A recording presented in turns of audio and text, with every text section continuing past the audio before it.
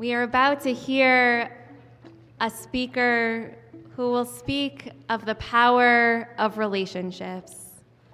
I am pleased to invite our community member, Eric Littman, to share a few words of Torah with us.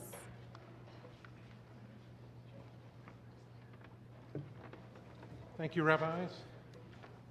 I'm certain that I speak for everyone who will be up here on the bima today, receiving an invitation from you both to participate in these special services. Well, it does remarkable things for one's self-esteem. Not that I'm going to stop paying for life insurance or anything like that, but more in a, I'm sure that I can clean the gutters while standing upright on the roof sort of way. You become very self-assured. So at the breakfast table, my wife asked, when you finally get in front of the congregation, what will you say? What will you tell them? Well, I explained, puffing my chest out even a little bit more than usual, I'm going to say that Hillel, who was one of the greatest Talmudic sages of all of Jewish history, well, that he got it badly wrong. Now that's self-esteem. The people here will all know that very famous passage from the Talmud that recounts how a would-be convert went to Hillel's house, knocked on the door, and when the great sage opened up the door to welcome his guest, the man said that he would convert to Judaism on the spot if Hillel could describe our traditions and Judaism whilst the man stood on one foot. Accepting this admittedly bizarre challenge, Hillel summarized our beliefs, our faith, in this way. What's hateful to you, do not do to your neighbor. That's the whole Torah. The rest is commentary. Go and study it. But armed with my own invitations from the rabbis, I'm sitting back and I'm thinking, yeah, that's kind of a B. It's maybe a B+ answer. I'm sure that I could do better, and so I'm going to try. If that man had come to me and raised his leg into the air, I would say this: you are not forsaken. As a Jew, you are part of a set of unbreakable covenantal relationships. These relationships are worth your time, and your partners in these relationships, they certainly care about you. You belong. To my mind, Hillel's idea of Jews as good neighbors is true. It's true, so far as it goes, but it doesn't nearly go far enough. We're not just God's neighbors here on earth. We're God's children. He's Avinu Malkeinu.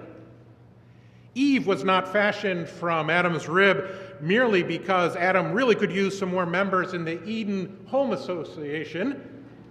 No. Something way more important was afoot. And as anyone who's ever lived in St. Paul certainly knows, neighbors come and neighbors go. But as Jews, we are part of an extended family and community every single moment of our lives. I saw you on Sinai. Jewish geography, it's forever. I learned these lessons in a really indelible way this past year. Admittedly, 5782 was pretty rough for me. A cancer diagnosis, followed by a debilitating set of chemotherapy sessions and surgeries, the death of my mother, the loss of dear friends whom I desperately needed and counted on, and on and on and on and on.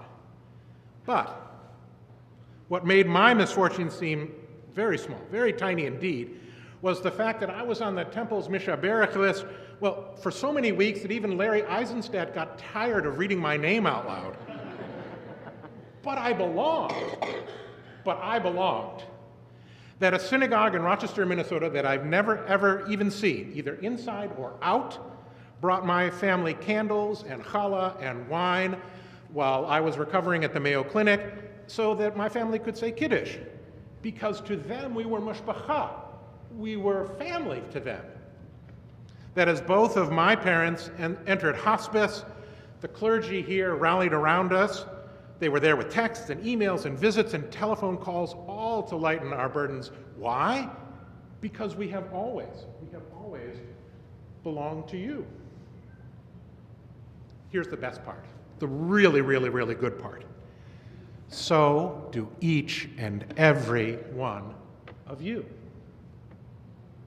So, as you begin your own redemptive journey towards new and better selves, I ask you to remember the covenants and the relationships that make us Jews.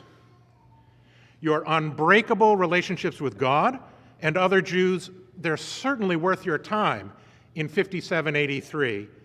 And God and our community certainly and undeniably care about you. You belong. Shana Tova Umetuka.